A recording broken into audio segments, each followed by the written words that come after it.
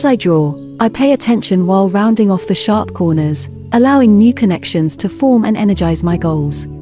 I perceive this as a flow of energy that leads to problem solving and strengthens my resolve.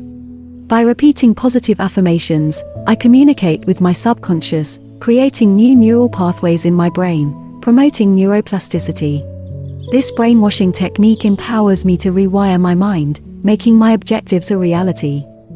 Apply this same technique to every circle in your artwork. This will inject each circle with a unique significance, serving as a visual reminder when you display the artwork on the wall. By repeating the positive affirmations when viewing the piece, you can further reinforce the neural pathways associated with your goals, promoting their realization.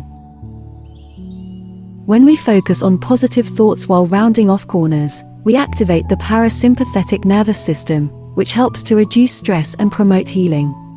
This is because positive thoughts release chemicals like serotonin and dopamine in the brain, which can help to counteract the negative effects of stress hormones like cortisol.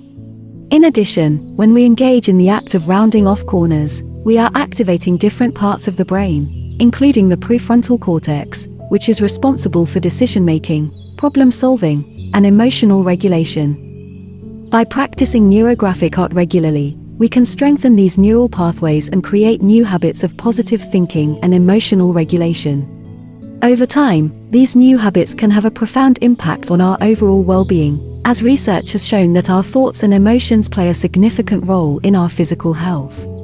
By focusing on positive thoughts and engaging in practices like neurographic art and mindfulness, we can create a positive feedback loop that promotes healing and well-being in both our minds and bodies.